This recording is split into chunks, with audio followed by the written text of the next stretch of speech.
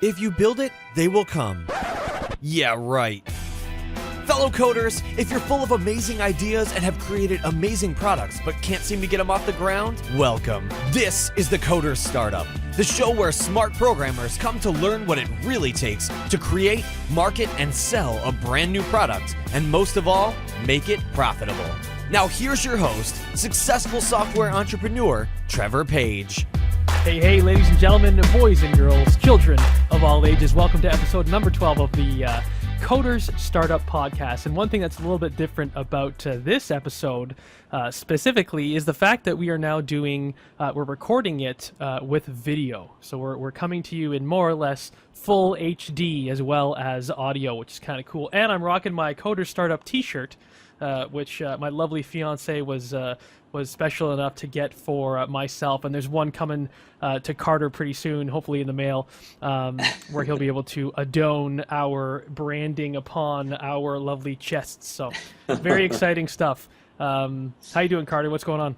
I'm great, man. Back from the holiday, ready to get into the full swing of everything.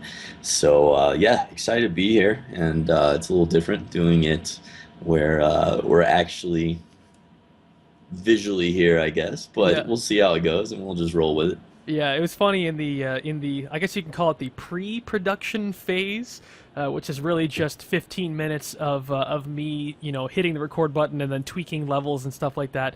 It's funny how when it comes to these experiments that we do, these business ventures or whatever you want to call them. For now, this video aspect of the podcast. It's amazing how off the cuff, especially I am, and I'm sure many people are, and how let's just experiment with it. Let's turn this into a video podcast and see how it goes, right?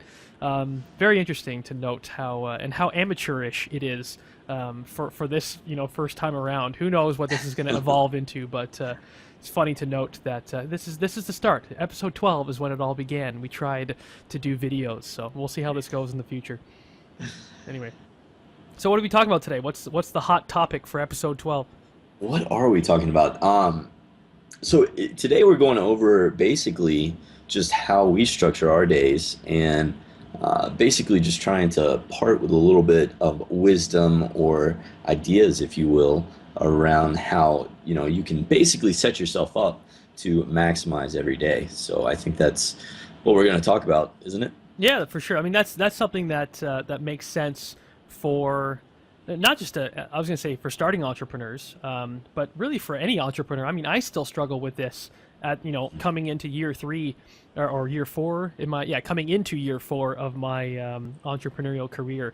I suck at this stuff, and that's why it's a good thing that we can talk about this and get into the nitty gritty. Because I know Carter is much better when it comes to organizing his day. So, but see, and that's where I don't think you suck at it or I'm better. I think it's just a difference of our working styles. You know what I mean? And that's why I think it's so valuable, because you can definitely present your side of things, how you go about doing things, and then I can kind of just talk about how I do it. And I think we cover a lot broader of a spectrum than if we just shared it individually. Yeah, that's a good point. So who wants to go first?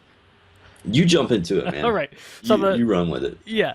So, I mean, for me, and I guess for the listeners / I guess watchers now, I can say that word, for those of you out there consuming this content, I started off my entrepreneurial career back in 2012. I believe it was June when I first started. I was working a full-time job. So I had all the responsibilities of, a senior software engineer / team lead / scrum master / whatever other hat I had to wear at my full-time job. And I was creating my website at the time, my blog, on the side. And I was writing an ebook on the side at the time. This was an interesting part of my life. And I say that because it wasn't too horrible on me. So basically what my schedule looked like is probably what yours looks like for you guys out there who are pursuing this if you're working a full-time job. I'm not a morning person. At least I'm not a person who likes to wake up in the morning and immediately dive into work in such a way that I'm productive. I can't do that. So I didn't try to get up any earlier to work on my business. I know some people do that. I suppose we can, Carter, you can give more information about that when we get to you. But I didn't want to do that. I didn't want to wake up at 5:30 in the morning to start work. And get as much in as I could before I went off to my day job. So I did everything at night. So I would get home from work, and I would have dinner. I was, lucky enough at the time. My girlfriend at the time, now fiance, of course, she was able to, prepare dinner or what have you. She fulfilled very much the motherly role in that way. So I was lucky to have that. So I had dinner on the table more or less. And then I would, eat it, and then I would say, all right, thanks very much, honey, I'm out. So, and we had this nice balanced relationship in that she was very supportive of my endeavor, and I would just jump right into work from, whatever it was, 6:30 p.m. until about 9:30 p.m. So I probably got a good 2 or 3 hours in every single weeknight. And I mean, that was spent mostly around creating the content. So I would do blog posts, essentially, is what I focused on. Blog posts and the syndication of the content for the blog post. Now, let me just make sure. Okay, sorry, I just wanted to make sure I did hit the record button. This is how amateurish we are here. I wasn't sure. I had a moment of panic as I wasn't sure if I'd hit the record button. But we're still good, ladies and gentlemen. So anyway, I was focusing on creation of the content. So that was my main focus, and that was because when I was creating my blog content, I had the full, I had the end in mind. The end in mind was to take this content and turn it into an ebook. So I would take this free content, put it into my ebook, and then add, another 5 or 10% of unique content into this ebook that I was creating. But that was pretty much how I went about it. I would do evenings and weekends as well. My weekends were more or less any free moment that I had was put into my business. And, it got to the point where, on the more of the emotional side of things, if there was some sort of activity that needed to be done that day, if I had some sort of social responsibility, like, we had to meet up with my girlfriend at the time's parents, or I had to, I had some sort of engagement with someone where it would take me away from my business, I would get upset. I was so focused on the business side of things that I saw anything else outside of business as a hindrance. And that's something I know that you as well, Carter, struggle with still to this day. And it's something I'm getting better at. But I think that that's something that I need to say out loud for everyone, because I think it's very common that as entrepreneurs, as driven entrepreneurs, if something that we're doing is not related to our business, it's sometimes thought of as a complete waste of time.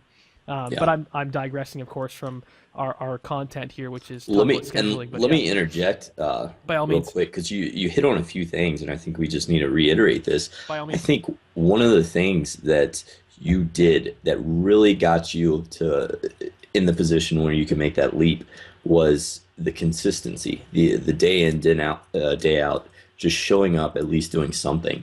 And that's what's so frustrating for a lot of people, is they want to make this huge leap, and after like a week or so, they're like, it's still not there. It's never going to happen. It's kind of that feeling. But if you can do what you did, where you just show up, and it doesn't have to be 2 to 3 hours, because realistically, a lot of people don't have that time when they're working a full-time job. But if you can just show up and work 30 minutes every day, and sometimes those 30 minutes are going to be gold, sometimes they're just not going to be great, but the consistency and it building on itself is just huge. I think that's really good insight. All right, cool. And it's funny. I love having a co-host for these things, because it's true. I did sort of skip right by that lesson. Something I take for granted is just consistently taking action, and that's a very common theme in successful entrepreneurs, is taking action. Another thing that we've tried to focus on is balancing learning with taking action. 2 parts action, 1 part learning. That is something I think it's important to reiterate over and over again for people. is that the greats out there, the Pat Flynn's, the John Dumases, the Lewis Howes, the Dan Millers, the whoever you can name, the Amy Porterfields, they take action. They do experiments. They work, knowing that sometimes some things could work, sometimes some things could fail. But it's about showing up and getting that work done. Even if it is 30 minutes a day, right? Very important. Yeah. I got a question for you, Trevor, and I think this will be pretty insightful for the listeners / viewers. Fatigue. I mean, you worked, you're working all these hours at a full-time job, and then you come home, and I know, most days I'm exhausted. I just want to plop down, and sometimes it's, a struggle just to even read a book. Like, you just want to zone out. How did you deal with that? The only good answer I have, and it's going to sound cheesy, but it's passion. I know it's cheesy. I wanted it so bad. My goal when I was working a full-time job was to quit.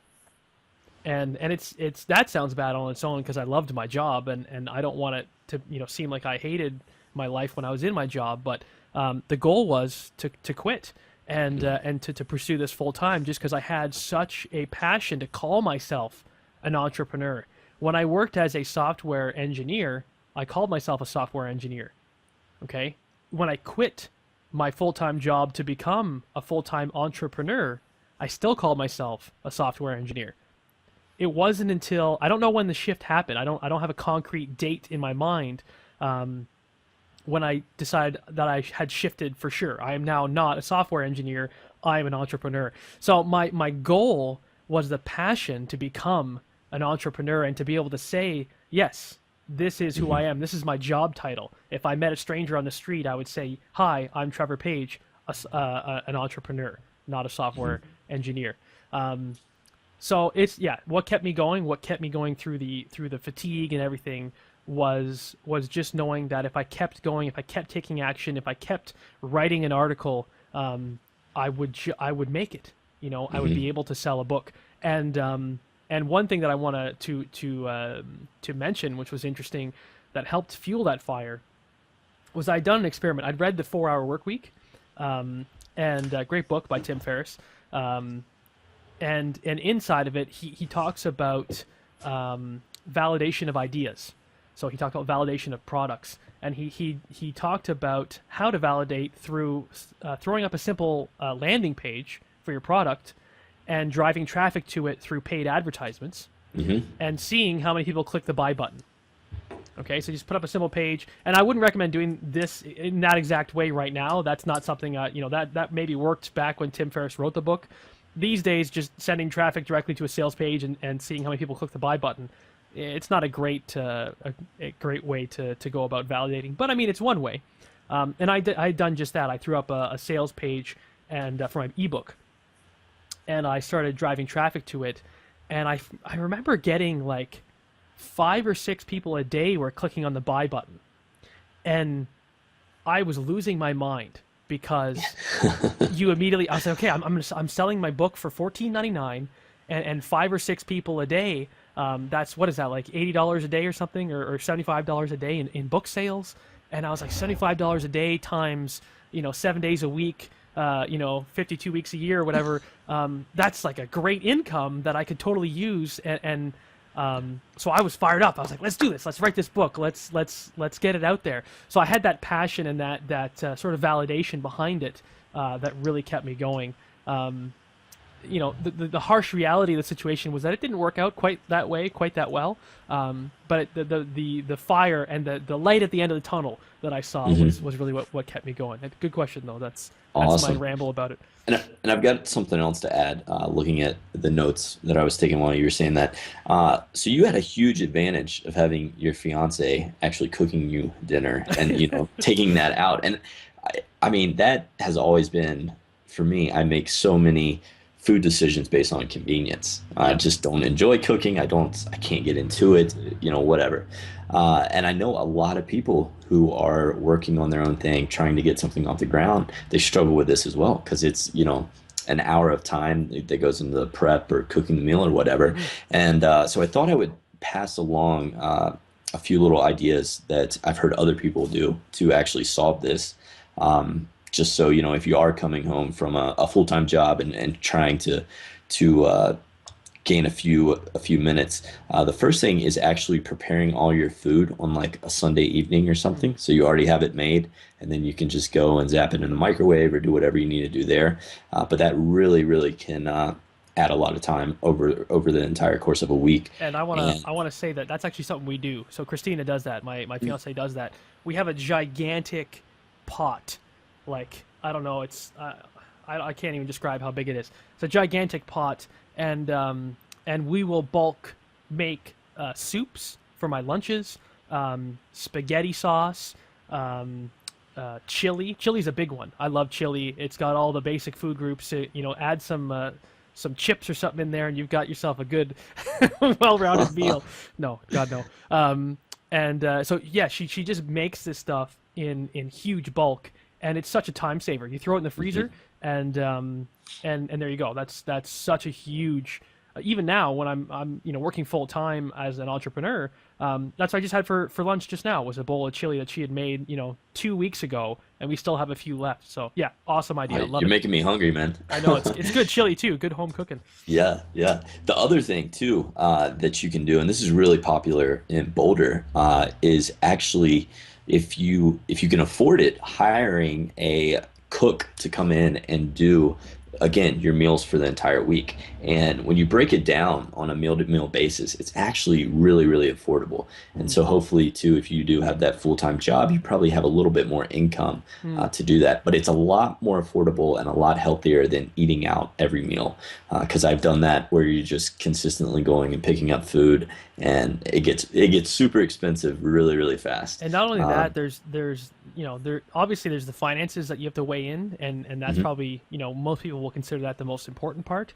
But there's the health aspect as well, and Health and the time. Unless you're eating out at some hippie vegan restaurants that are in Boulder, Colorado, then you're probably not eating too well. So Yeah. do you have I know I've heard of people doing this before where they hired a cook. Do you have any idea on prices? How to find them? Not how to find them, on prices. Yeah. Well, how much prices and how to find them. Okay. Because this is good. I could even use this. Yeah, Craigslist is an awesome place to start. Just post, what you're looking for. You can even put in different types of requirements. So if you are vegan, or if you want to do gluten-free, or you're looking to go heavy on protein, whatever it is. And there's tons of, chefs who actually do this. I mean, this is what they do. As far as prices, usually once I priced it out, it was anywhere from like $4 to $7, depending on what you're looking for. A meal? A meal, yeah. If Shut you get up. it made in bulk, yeah. So, and that's the key. You don't. I mean, again, it's kind of like what you and your fiance are doing, where you're just creating a ton of it and then splitting it up, and that's what they'll do. Or like, I have a couple of roommates, so we'll look at it from the perspective of splitting it up between us. But either way, so if you wanted a variety of meals, you could split it up between you, or if you just wanted one meal to kind of go throughout the whole week, you can do it that way. But regardless, going back to what we're talking about, structuring your day, finding ways to really maximize the time so you can work on your passion project and get your business off the ground, it's a huge time saver. And even if you're not doing it for every meal, look into how you can do this at least for dinner, or how you can make all your lunches that you're taking to work, or whatever it is. Yeah, that's awesome. I love that. I've been joking with Christina about hiring a cook, and I bet she loves that.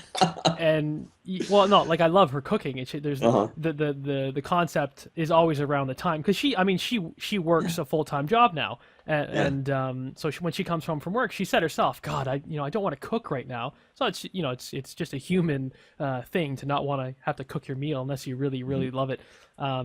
So I brought that up before, but yeah, the idea was always poo-pooed because, one, of cost. Geez, how much would it cost to have your own, personal chef? And the other is what was I saying? The cost, and just the perception of it. Like, I'm too good to cook my own food, so I have someone else do that for me. She thought it would be a bad impact on children if and when we have children.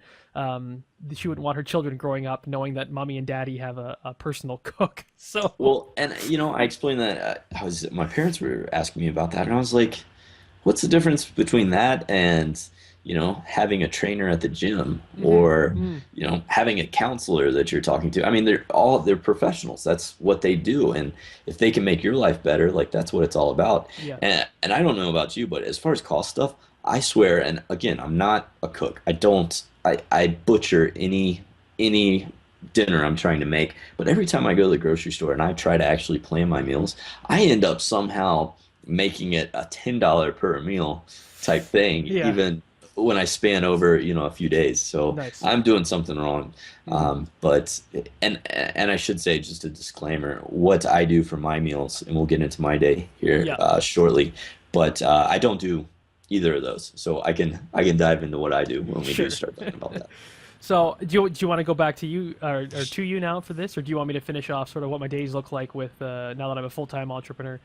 Yeah, let's finish off that because that'll be a good transition because I've never had that full-time job, so I'll just yeah. Yeah, so I mean, that was more or less. So like I said, that's what my days look like when I was working full time. Evenings and weekends, go hard as I possibly could, and I did that for about, I think it was from June until October. So what is that? For June, July, August, September, October. So about 5 months of going full time. And I'll say this as another aside: I wish I'd stayed at my job longer, because when I planned out my finances, I didn't plan out the business expenses. So I planned Yeah. out, to make enough money for my life expenses, but businesses cost money. You spend upwards of $2,000 a month, which is what I tend to spend on my own business. So yeah, I forgot to do that. So make sure that you stay in your job as long as possible. In any case, having said that, I did make the transition to full-time entrepreneur after the 5th month, and then it's funny the shift that happened. I was so used to working as hard as I possibly could and getting those whatever it was 3 hours of work in a day.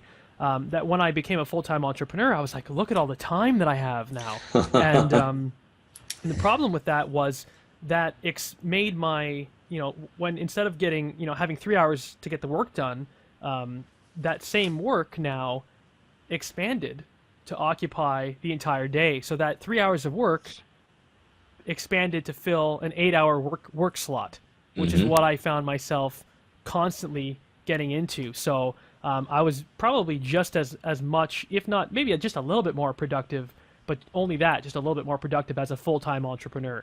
And and that was kind of an interesting thing that I didn't think would actually happen.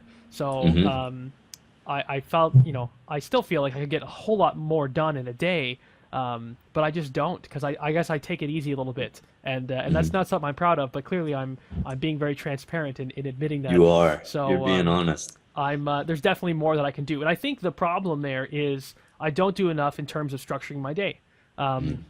The part now that I'm a full-time entrepreneur, I wake up, I have a morning routine, I go downstairs, I make breakfast, I feed the dog, make sure the dog goes to the bathroom in the right spots, and I come upstairs, I eat, I maybe watch a little bit of television. If it's winter time here in Toronto, Canada, then I go outside and clean the car off for the missus and start it up for her so she has a nice warm toasty car to get into in the morning. I know I'm a saint. And then I come inside and I have my shower. And during the shower, I listen to a podcast. And oh, by the way, right now I'm listening to a podcast called Startup with Alex Bloomberg. Have you heard that before? No, I haven't. Oh man, this is an interesting podcast. It's going to be a little bit of a sidetrack. I'll make it quick. It's a sort of a documentary style narrated story around this guy Alex, who is starting his own business. So he documents the entire process. He records the entire process with something like this. Now that I'm saying this, I'm being visual. So for those of you who are listening in audio, I will describe. This podcast has described video. This is called a Zoom H4n. and it is a recording device that you can use. It's got two microphones on the top, so it records two different people talking from two different angles, and it records the conversation in audio right into a memory stick embedded inside of the unit itself. So that means that you can take this thing anywhere you go, and you can record fairly high quality audio. And this is what this Alex guy does, and he goes and he's recorded the entire process of him trying to start up his own business. So he goes into Very cool. venture capitalist, pitches for investment, and he records a conversation with these billionaires, and he records conversations with his wife, afterwards with his debriefing, and they go through the emotional aspect of it. And anyway, really, really cool idea, and I totally want to do one of those types of episodes for the Coder Startup. So I have some ideas already. And you listen to this in the shower? And I listen to this in the shower. Thank you for I would giving me that hate to contract. see your water bill. How long are those episodes, man? So the showers, I don't take any longer shower than I should, because don't forget, you could turn the water off and then I need to dry myself off. I can still be listening to the podcast. There I'm you brushing go. my teeth. I'm still listening to the podcast. And anyway, so I get my shower going. So yeah, it's called Startup with Alex Bloomberg. Check it out if you haven't already. It's very cool. I think it might be the future of podcasting. Anyway, so I finish my shower and then I get to work. But during the shower, as I'm listening to my podcast, I'm also sort of thinking about what I'm going to do during the day. And that's typically one main task. I typically have one thing that I want to get done for the day. Sometimes that task can be done within 30 minutes. Okay, and I don't realize that it's going to be so quick. And then I haven't planned for anything else, so then I kind of just, slack off. I go on Facebook, and I just kind of let inspiration strike. What is it that I could do now? Let me think. Maybe You're I'll go on such an Facebook. artist. You know what I mean? You totally have the artist mentality. Yeah, is that what that is? So I think so, yeah. Letting the inspiration strike. And Totally. And so I'm bad. I'm bad for that. And I think ideally I would have, in the ideal world, I would have 3 things that I want to get done every day. But then I just feel like if I don't get the 3 things done, I'll feel bad about myself. So that's why I only put 1 thing down. So maybe the happy medium is 2. I don't know. But so that's sort of how that's the extent by which I structure my day. So now I've rambled on for 20 minutes. Let's hand it over to the man who has more organization skills than I do. So take it away, Carter. What do you do? Oh man. Yeah, so let's jump into it. I think a valuable thing that I can part with that really helped me. It was 5-6 years ago when I was running my moving company, because I would actually commute to the depot where we kept the trucks, and our crews would show up every morning and stuff before they would go out. And it wasn't that long, 15-20 minutes in traffic, but I'd get there, usually get everybody checked in and stuff, and then after that I'd come back. So it's 40 minutes of commute per day. And one of the things I really did that I love to do, and I hear people do this a lot, is just listening to podcasts or audiobooks while they're commuting. Because really, you can have a school on wheels, and you'll be amazed how many books you actually get through just doing that on a daily basis. It's insane. Literally, you can read more books that way in a year than most people will in their lifetime, just by that strategy. So take that with you if you do have a commute where you're going into the office. Yeah, and I think what we can say is go to coderstartup.com/audible. Audible, sorry, there's some feedback there. There we go. Audible has an extensive library of audio files that you can download and listen to, audiobooks galore. Is that where you go, Audible? I do Audible, Amazon. I find them all over the place. Sometimes I used to actually though buy the CDs. I buy the CDs and put them in my CD player in the car. Wow. There you go. And I'd have my my notebook with me, and I'd be jotting notes down while you're I was driving. I wouldn't recommend that. No. But, yeah, some people are bad about texting and stuff. I was actually taking notes, but Wow. whatever. Yeah, but yeah, check it out. Go to coderstartup.com/audible. I think you can claim a free trial. It's only, I think it's like 30 days. You can get a free trial and just go nuts. Download some books and check it out, because you're absolutely right. There's so many books you can actually quote unquote read. And this was before podcasts, and now podcasts, which are free and there, Awesome. and hopefully like this, adding value. There's just tons of knowledge that you can consume during what otherwise would be dead time. I mean, you can either listen to Miley Cyrus or you can listen to Yeah. Trevor and Carter Hash rambling things out. about food and stuff, right? Hey, So very let's valuable insights we're giving here. Very That's right. valuable. So yeah, let's jump into now my days are they're a lot more structured. I'm probably at a peak, if you will, as far as structure goes. Um, I wake up and then I start my morning routine, and I've talked a little bit about that in a past episode. And that's part of that too is feeding my dog, taking him out, doing that stuff. I'm not a huge breakfast guy. I usually, drink coffee and then I'll have either like a smoothie or something really, really easy to make. Sometimes I'll just have a piece of fruit or something. I know that's not great, but that's just how I am with the breakfast stuff. I'm shaking my Um, head for those of you that can't see this. Shaking my head. for me, and this is something based off of the one thing, this book, which Trevor, I'm going to get you these notes. But asking the question, what can I do today that'll have the most impact when I'm looking over my to-do list? That is when I really just crush the day. And it's, there's a lot of different things around that. There's the whole eat that frog or whatever that book and time management task is about. But typically I will schedule that task. I know the first 3 hours after I do my morning warm up, basically I have 3 hours that pretty much have like a 3x yield on what the time is. So I can basically put it this way. I can either work 9 hours another part of the day, or work those 3 hours and I'll get the same results. That's just how on I am, if you will, for those 3 hours. So I'll pretty much make sure that I have those scheduled for that time span. And it took me a while, but I finally got to the point where I don't schedule meetings during that time. I don't volunteer to help people. I don't, even, I mean, my girlfriend knows. She knows, like, that's what I'm doing those 3 hours. She lets me have my mornings. So yeah, during that time, I'll usually work on those high yield activities. After that, that's usually when I see more or less a dip in my energy. So during that time, I'll usually do things that I can't cop out of. So I'll do like either, we'll record a podcast during that time usually, or I'll have meetings, or I'll have phone calls that I have to return, or I'll just something like that where someone else is depending on me. So that way I show up and still utilize that time.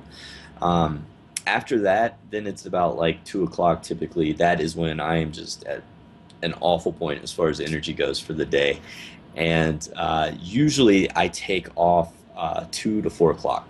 So I'll take my dog on a walk. I'll take an afternoon nap. I'll go through and read books. I'll just do whatever, because what I've found for me, and this isn't, you'll have to find your own schedule and how this works for you. But for me, those 2 hours trying to do work during them, it just wasn't worth it. I was either producing such low quality that I'd have to redo it, or I was getting so frustrated that I would end up procrastinating and just not utilizing it. So I was finally just talking. It was Phil Drolet of the Feel Good Lifestyle, and he was like, well, what if you just gave yourself permission to do whatever with those 2 hours? Mm-hmm. And he was the one who encouraged me to do that, and it was awesome, and I've really, really enjoyed doing that from there. So then after it hits about 4 o'clock, that's usually when it's the second half of my day.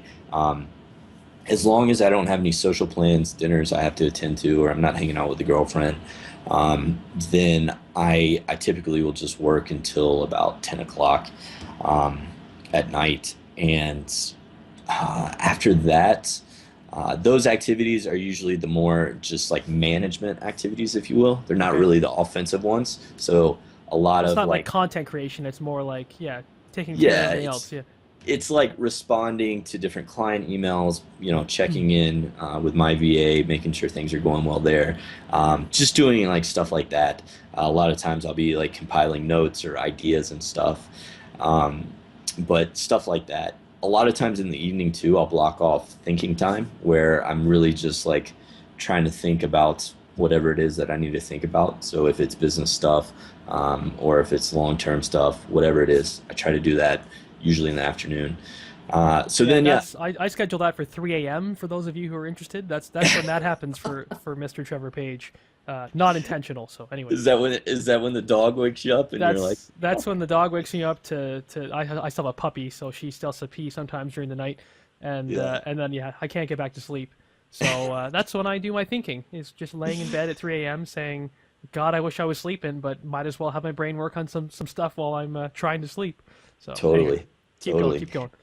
So yeah, then 10 o'clock comes, and I love movies, so I probably maxed out Netflix and Amazon Premium or whatever I have, but I'll tend to watch a movie or something, and that is my way of just kind of separating what's going on my day to day, and just kind of put myself in more or less a state of relaxation. Um, so yeah, that's how I structure my day. As far as food and stuff goes, uh, I, again, simplicity for me. The easier it is to make and stuff. So I'll tend to either make stuff in bulk as far as lunch and stuff goes, or another thing I do is anytime people want to have meetings that are geographically feasible or friends want to catch up, I'll schedule those interactions for Food. dinner and Yeah, food. Yeah. nice. Um, it's a great way to kind of double down and Very efficient. maintain, yeah, that social life while at the same time you're eating. So, um, yeah, that's what I do. That's good. One, I wanted to jump in on one yeah. thing. This is something I've heard from a lot of different people, and it's something that makes so much sense when I hear it, and I'm trying my very best to adhere to it. And Mhm. this is the concept of not reading your email in the morning. Um, for the Yes. love of God, don't pick up. You can pick up your. So what I do is I pick up my cell phone and I skim. I skim not the emails, but the Oh, notifications. I know this is my transition oh. into getting rid of it. You know what? And this is the only reason why I do that is a totally a self-serving reason. I want to see Mhm. if I had made any core product sales during the Mhm. night. So then I could Mhm. do a little bit of a happy dance or whatever. Yeah. We'll get into core product sales and tripwire and all that stuff in a later episode, but that's more advanced stuff. But I just do that and I scan for those and then I put it down. And this is something that I didn't do before. I would always go in and just check every single email from Mhm. as I was sitting on my bed. I was still on my bed. It was as soon as I became, as soon as I sat up in bed, I would look at this stuff. And what that does is, and this is the part that really, people would say that don't do it because it's bad, but no one really ever um, Explains why it's explains bad. why. Yeah, So let's dive into it. yeah, so I mean, it's email is someone else's schedule that they are imposing on you. So email is someone's emailing you to say, "Hey, I need you to get this done for me," or "Hey, have you read this article because I think it's interesting," or "Hey," Mhm. it's just distraction, distraction, distraction, distraction. It's pulling you away from all the work that you could be getting done. That you should be getting done. And this Mhm. is more so for entrepreneurs who have a morning work schedule, right? The people who have morning and being their creative time, and usually mornings tend to be more or less creative times for most people.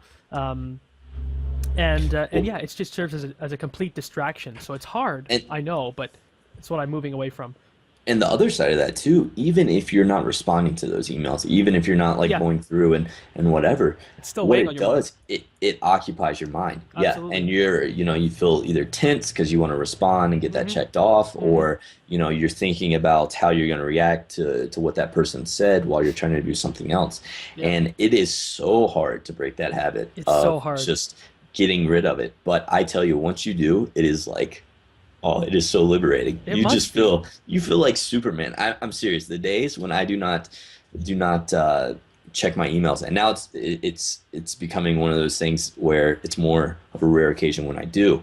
But the days I don't check it, it just feels amazing, and it's funny because like the world keeps spinning. Like Yeah, it's okay, it when you is. check your email in the afternoon, like you really didn't screw anything up. Like it's fine. Yeah, and I mean Tim Ferriss in his book, he only checks his email once. What is it? Once a month or Something something? crazy like It's that. something Yeah. ridiculous. He uses the batching strategy or whatever.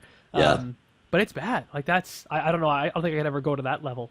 Well, and I think I'm moving to the level where it's just going to be strictly once a day because I've Mm, noticed even in the afternoon from then on when I check it, I start actually like checking it again in 2 minutes or in 5 minutes or whatever.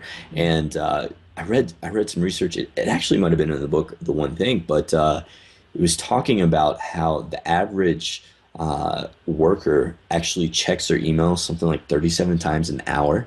Oh, I It's thought you said 37 times a insane. day. I was gonna be like 37 times a day is not enough, but yeah, per hour. I believe that. Per an hour, I and believe they that. were and they were saying, when you look at it from that perspective, what it's actually doing to you is it's interrupting any flow of concentration, any Oh yeah, flow of focus to the point where you're just, I mean, you're shooting yourself in the foot. totally. So, yeah.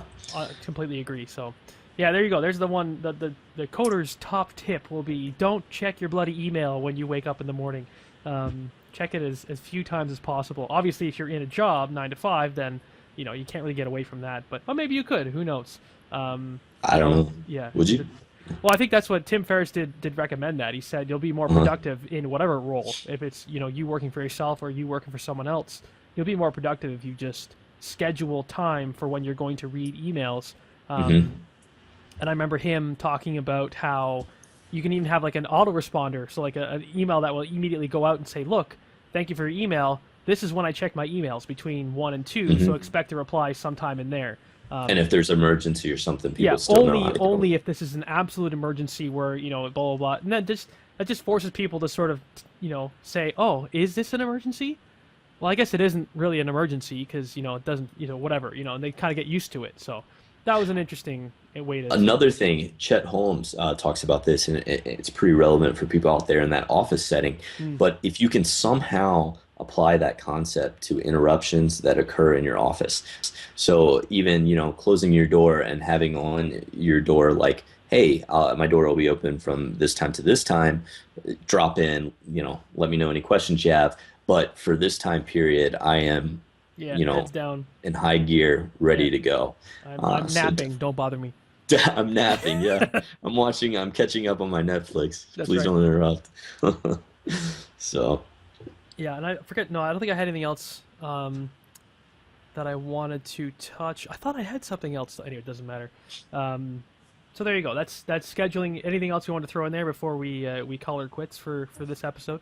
I think just to sum it up, and the big thing is to figure out kind of what works for you. Like Yeah. monitor your energy levels, figure out what times you're more creative, what times you're more productive, whatever it is. Work, health in there and that sort of thing. That's my big thing for 2015, trying to figure out how to incorporate more of that. But it's going to be different for everyone, and Yep. it's not a turnkey system. It's based off your personality. So experiment, have fun, and Yeah. we'll figure it out. And that's what I remember hearing when I was in Boulder. I visited Carter and some entrepreneurial buddies from something called the Foundation in Boulder, Colorado. I think it was in 2013 sometime. 13, yeah, Yeah. I think so. I remember there was two individuals who kept track of their sort of moods. It was a couple, and they were tracking their moods with an app.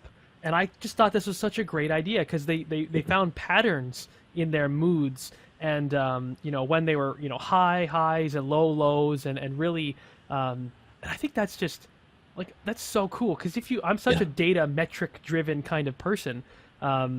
Being able just to see that on a graph and maybe even be able to identify a pattern, that's amazing stuff. That's And life and changing stuff to be able to and that's identify my that. 3x as far as the hours Oh in the yeah, morning. I know that, and it took me forever to figure that out, but once I did, night and day the differences. it's so So, cool the things that you can got to do. And figure I those mean, out. and the most important thing is you just need to do it. Remember, Yeah. 2 parts action, 1 part learning, ladies and gentlemen. You just had your 1 part of learning. Now go out there and do it. Download an app. Just create a bloody spreadsheet for yourself. You're smart enough. You're a coder. You could do it. Track your moods. Track your productivity. Track your whatever. Metrics are such a huge part of business. Why do you stop when it comes to your own metrics for yourself and your personal, being? you shouldn't stop there. So that's so good. I love that stuff. All right, cool. So let's end. I suppose we can throw the stopper in this episode.